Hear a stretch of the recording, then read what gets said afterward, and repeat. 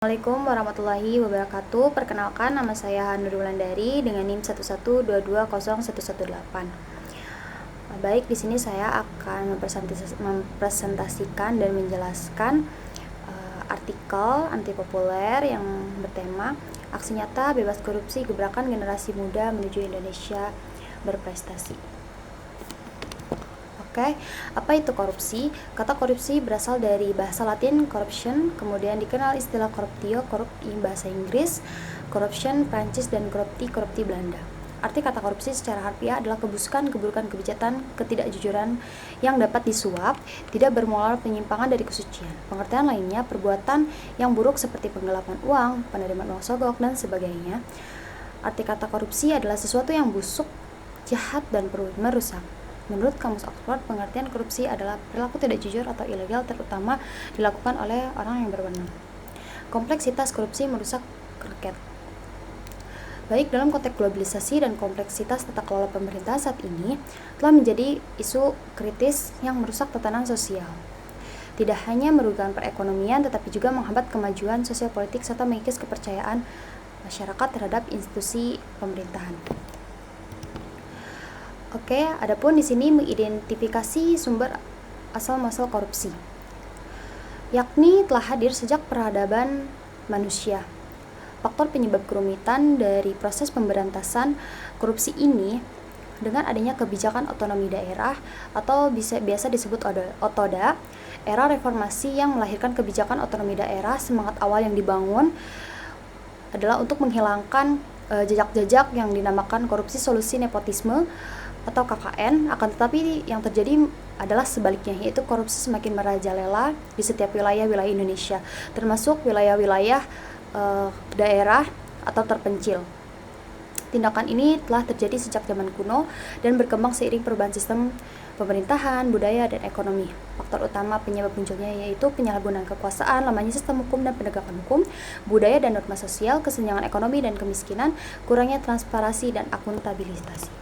Oke, korupsi menurut perspektif hukum telah diuraikan secara komprehensif dalam Undang-Undang Nomor 31 Tahun 1999 yang telah diperbaharui oleh Undang-Undang Nomor 20 Tahun 2021 sebanyak 13 buah pasal.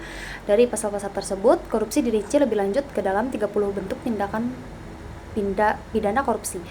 Pasal-pasal tersebut menjelaskan secara rinci tentang perbuatan-perbuatan yang biasa dikenakan pidana penjara karena kasus korupsi. Baik, oleh karena itu dibutuhkan adanya bagian peran-peran nyata aksi atau gebrakan generasi muda untuk memberantas para korupsi. Oke, di sini peran penting gebrakan generasi muda yaitu dengan era globalisasi sebagai alat kampanye anti korupsi yang sudah banyak digunakan oleh semua kalangan, seperti platform digital seperti media sosial, aplikasi, pelaporan korupsi, whistleblowing system, dan crowdsourcing data menjadi sarana efektif untuk meningkatkan transparansi dan akuntabilitas pemerintahan. Oke, sadarkan masyarakat dengan aksi generasi muda menuju Indonesia berprestasi. Aksi generasi muda ini sebuah perilaku yang diharapkan dapat melekat pada status gambaran tersebut. Itu dengan implementasinya memerlukan penguasaan aspek akademik untuk mencapai efektivitas maksimal. Para generasi muda Indonesia di masa kini dan masa yang akan datang berperan sebagai tombak perubahan, diharapkan mampu menunjukkan peran strategis melalui kombinasi kompetensi teoritis, melek teknologi, dan praktik nyata dalam membangun masyarakat yang berintegritas. Dengan demikian, gebrakan generasi muda ini dapat berinvestasi jangka panjang untuk memajukan Indonesia yang bermartabat dan berintegritas.